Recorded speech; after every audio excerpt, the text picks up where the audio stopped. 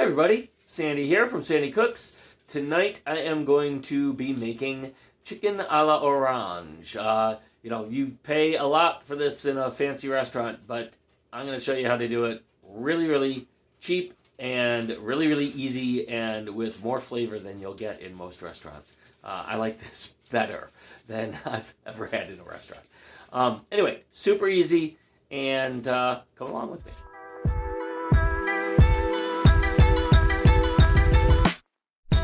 Okay, the sauce for this is super easy. 2 ingredients again. First one, orange juice concentrate, frozen. I've defrosted this. I prefer the pulp free in a sauce, but this is going to go right into our measuring cup. And I know you guys really want measurements, but this again is something I don't actually measure, so you gotta taste things, folks. All right, second ingredient, Leon Perrin Worcestershire sauce or Worcestershire sauce, or if you've been in England, lived in England, my brother says they just call it Worcester sauce. But anyway, Worcestershire. Normally, you put like a couple of teaspoons, maybe a teaspoon or two into something. Not for this. Heavy on the Worcestershire.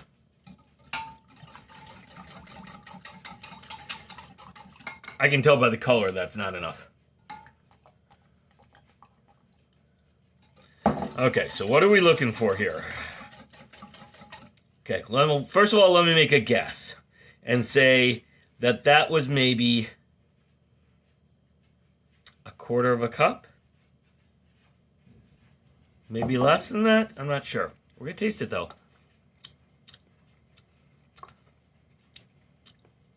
It should be tart and sweet, and the Worcestershire should be a predominant flavor, but it shouldn't overwhelm it. I went down and grabbed another one out of the pantry before I started the video.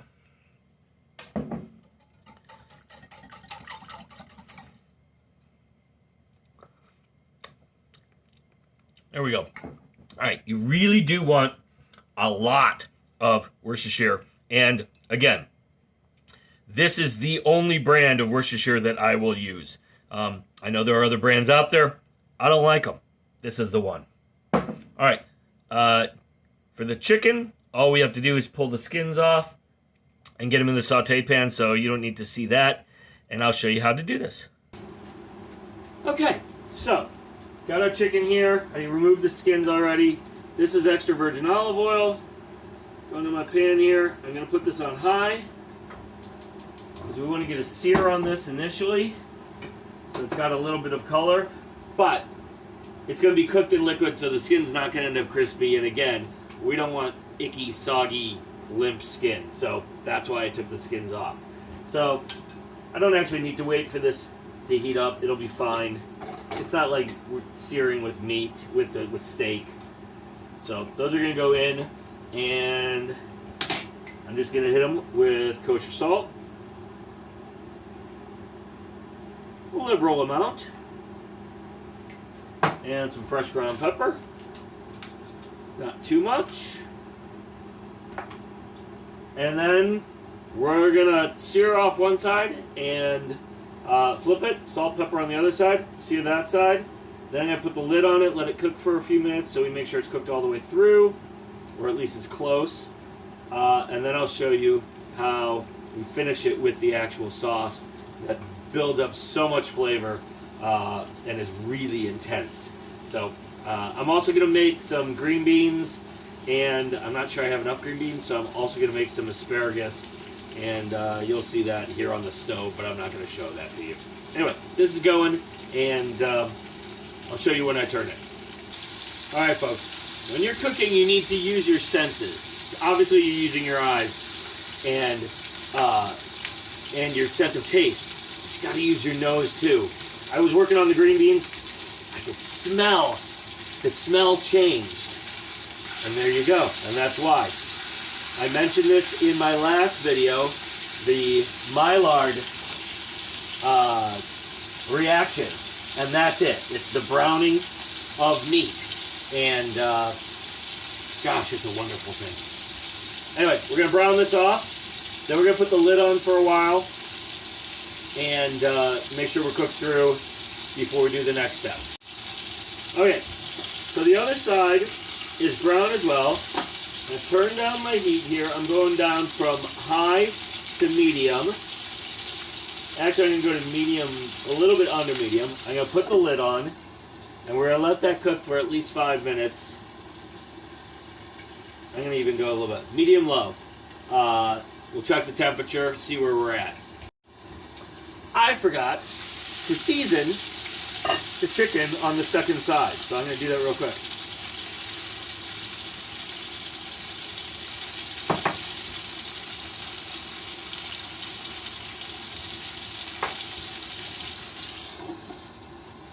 Alright, now we'll be back in a few minutes and check the temperature.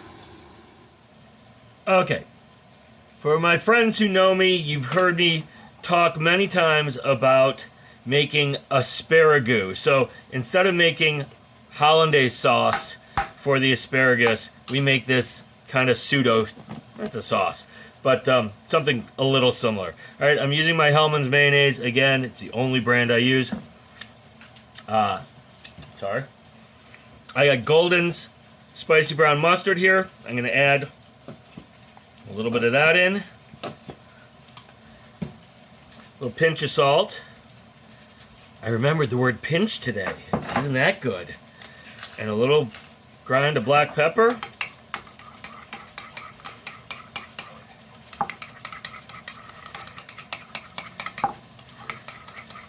This is actually a sauce my dad created when we were growing up. He used to make homemade mayonnaise when we would have asparagus, but it was so much work taking out the hand mixer and everything and mixing it for, it took him over half an hour to make it. He didn't have an immersion blender.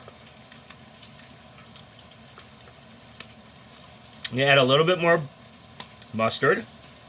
We want it to have, we want it to have that tang from the mustard. I'm going to add just a little bit more salt and pepper as well.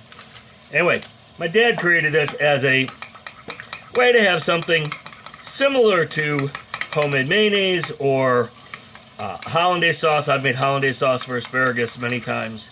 And this is a really simple, similar type recipe, and that's it. Okay, it's been a few minutes. I got my asparagus and my green beans going. I just want to check the temperature, internal temperature on the chicken, because we don't want to give anybody food poisoning. 160, actually that was on its way up from there.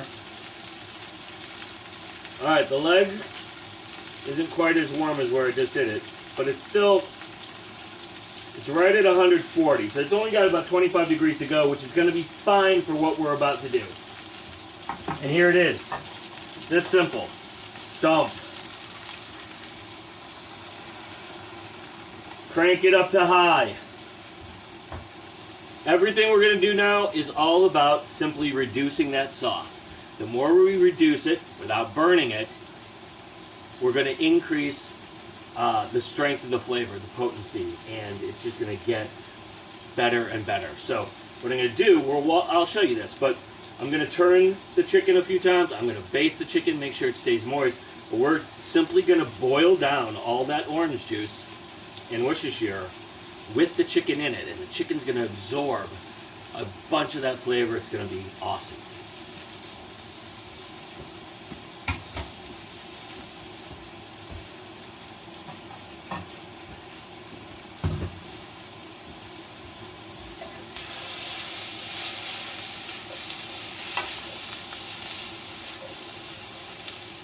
Asparagus.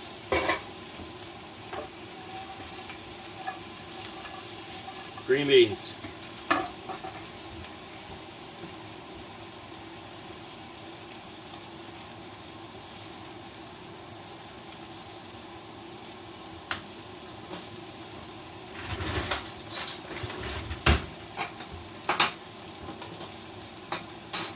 Spoon so I can baste. Not worried about it yet. I will turn this off and I will bring you back when this has reduced quite a bit. Okay, you can see it's really rolling now. That's what we want, because that's going to cook down. It's not going to hurt the chicken, the fact that it's boiling that much. It's not going to hurt the pan. It's not going to boil over. So, you see, I'll just baste here. Make sure that these stay moist. I'll give them a flip every once in a while. And basically, we want to reduce this sauce down to about a third of what it is now. So we're going to reduce 2/3 of the liquid out of it.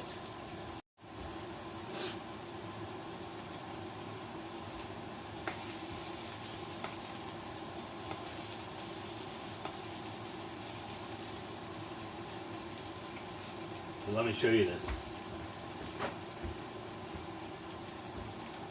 We dip our spoon. You can see it's not really, can you see that? This is way too far away.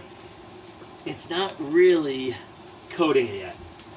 And that's what we want. We want it coated. So keep reducing.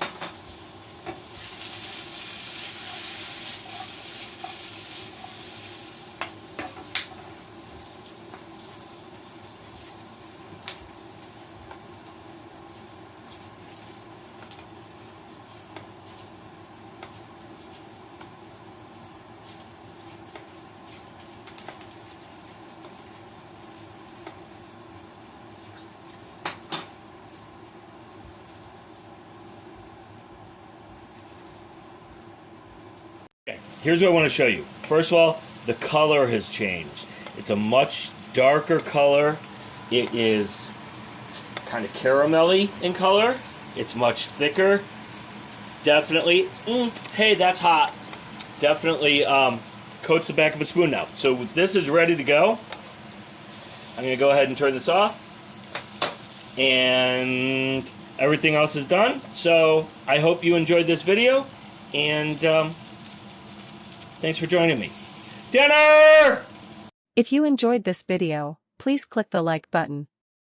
Subscribe to the Sandi Cooks channel on Facebook so you don't miss new videos.